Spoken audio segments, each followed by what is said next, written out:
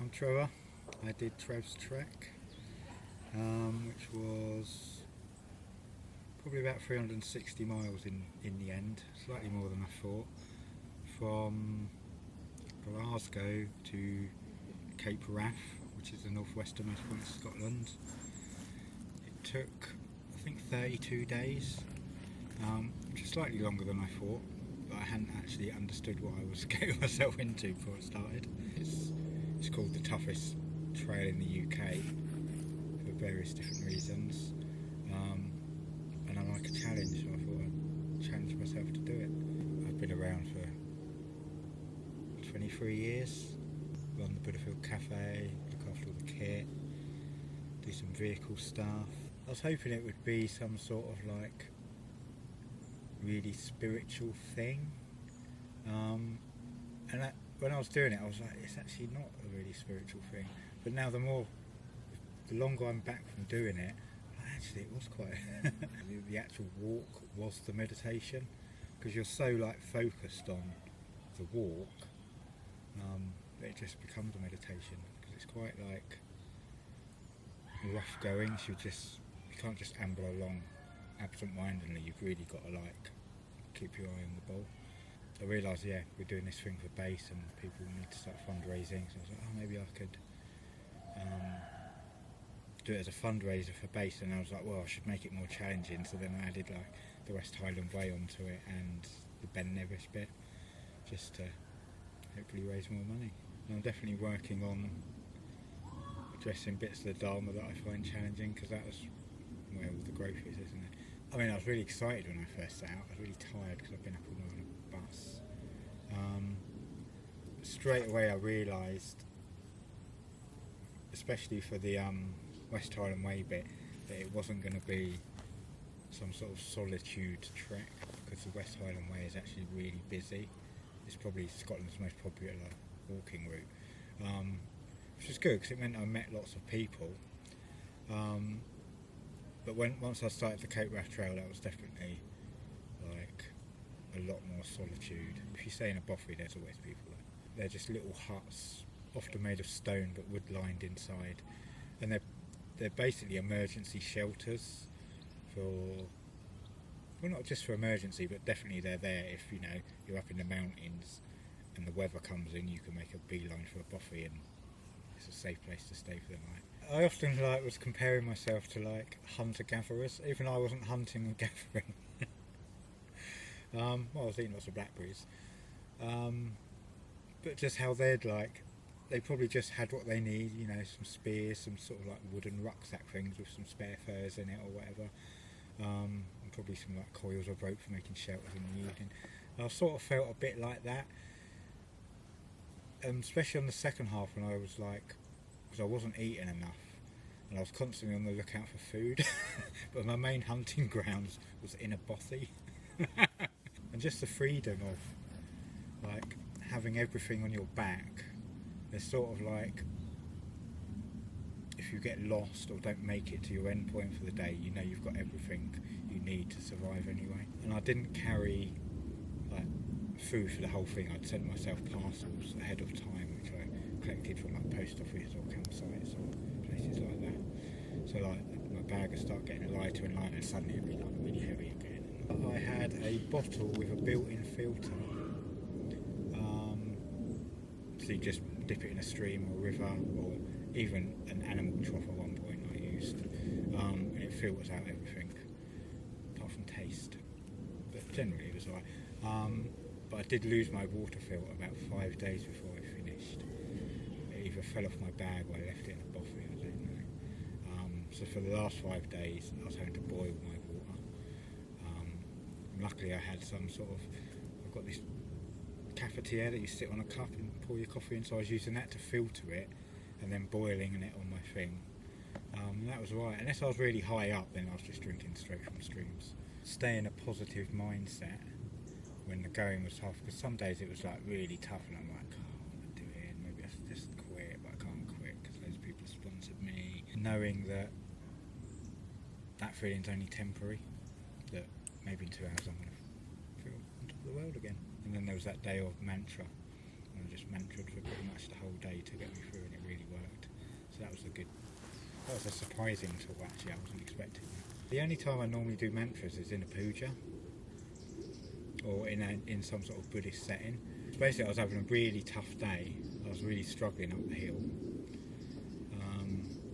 and I just started chanting the chilled out version of the Padmasambhava mantra. And literally after about 3 rounds of doing it, I was like, man, this is giving me energy and making me feel really good. And I probably did it for like 4 or 5 hours. I actually lost track of time. It was just like, yeah, it was like quite an amazing experience. Like, because it was also like, because you're walking uphill, and I was doing it with my breathing at the same time. So it was like a sort of like mindfulness of breathing mantra thing. I don't know, it's hard to explain. Mainly because I've never experienced it before. But yeah, it was definitely moving and definitely the most spiritual thing that happened to me up there. I was saying it was because I was tired, but it was probably also because I was tired. I was having some negative states of mind probably.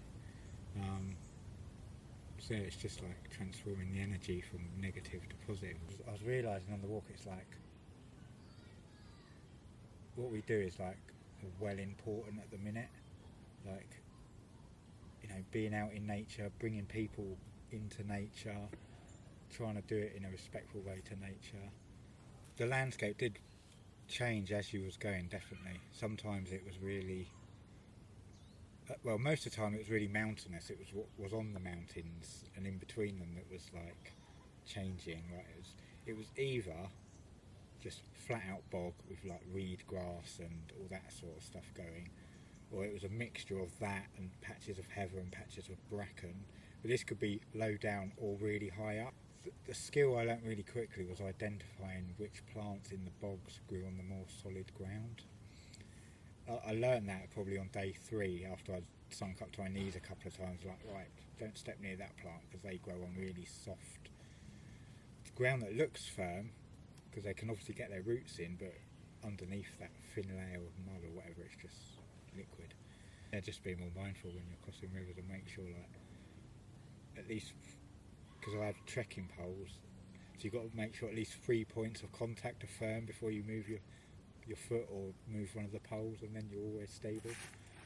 So I didn't know that before, even though it's obvious a 3-legged thing is quite stable compared to a 4-legged thing. Also in the boggy part, you get these bits of sediment in the bog that's grey, which is a totally different colour to all the other part of the bog, and you think it's a rock and you go to stand on it, but it's just like a bit of sediment from a rock or something. It's like, yeah, it's just, it looks like a rock, but it's not.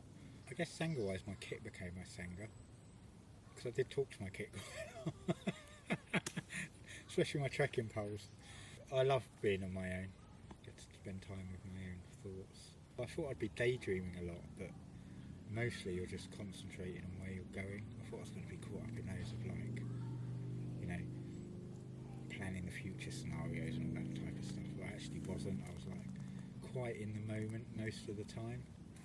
Just, yeah, because if you take your eye off the ball, you're either going to trip over, fall in a river, or sink in a bog, basically. And it did happen quite a few times. I'd just like start looking at a bit of scenery while trying to cross this bog, and next minute I'm up to my knees in it.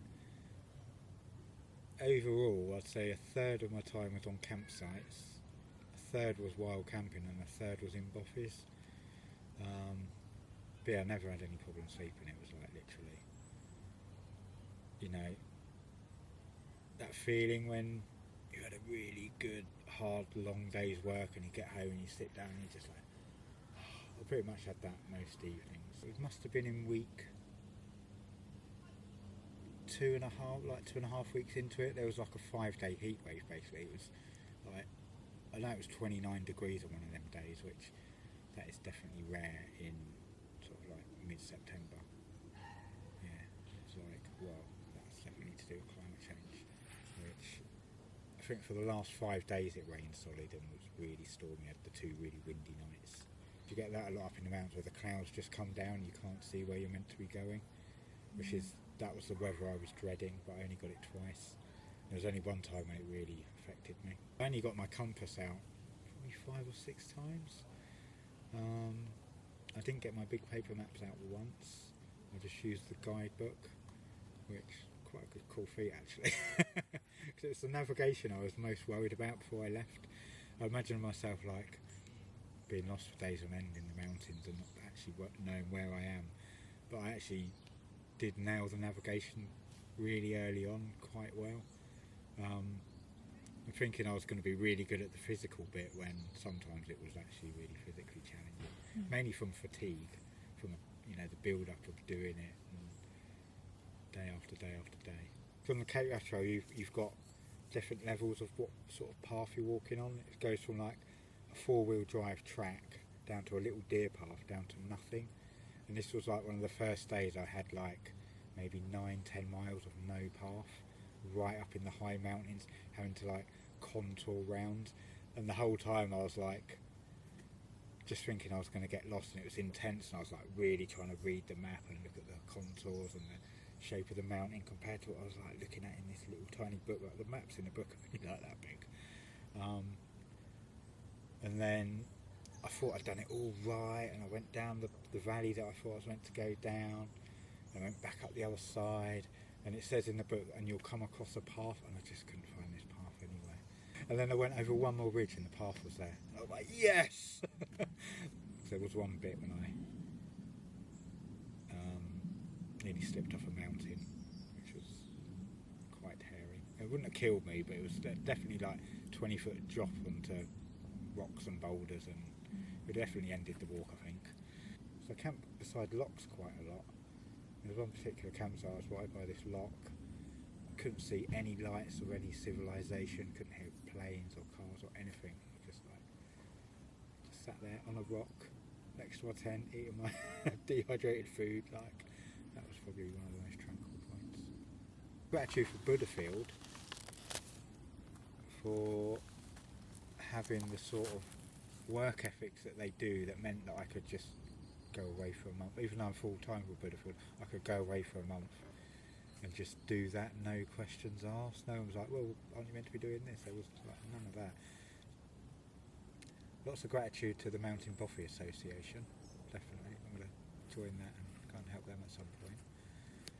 Knowing that there was people watching me, because every now and then when I did have phone signal, I'd get messages saying, oh, you're doing well, keep it up, and stuff like that. Lots of gratitude for people donating money, because I could still, even though I'd started the thing, that the money was still coming in. For some reason in my head I thought once it started, people would stop paying, but it actually probably got as much during as it did beforehand. So yeah, gratitude to all you lovely people for donating.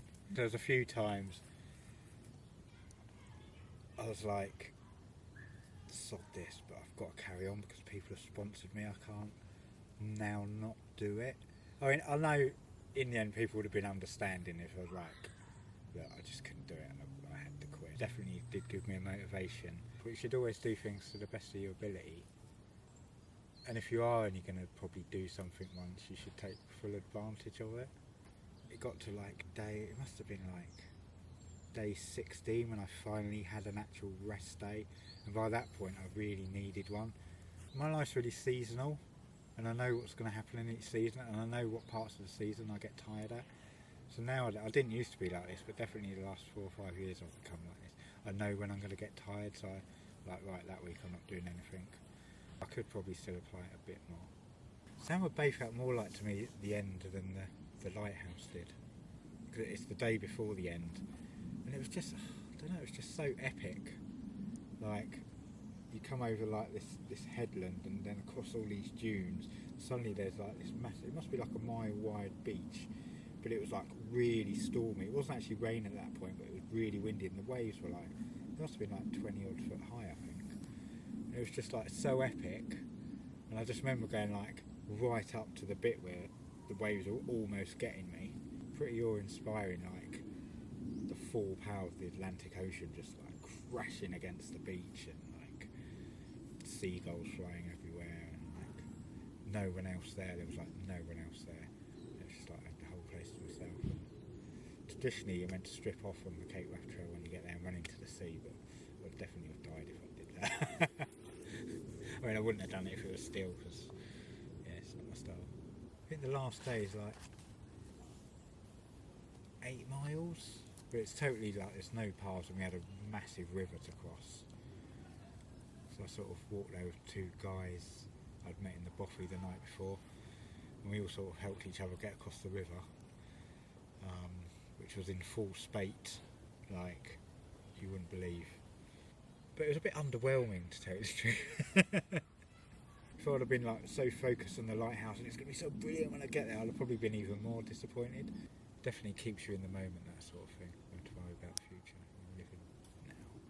I find at the moment, doing all the kit stuff, sometimes I'm just keeping it afloat rather than taking it forward, because I can only do so much.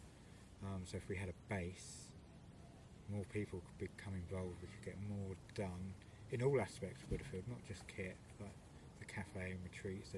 We'd still have our nomadic thing going on because we've still got other bits of land and stuff, but yeah, if we had some sort of central hub,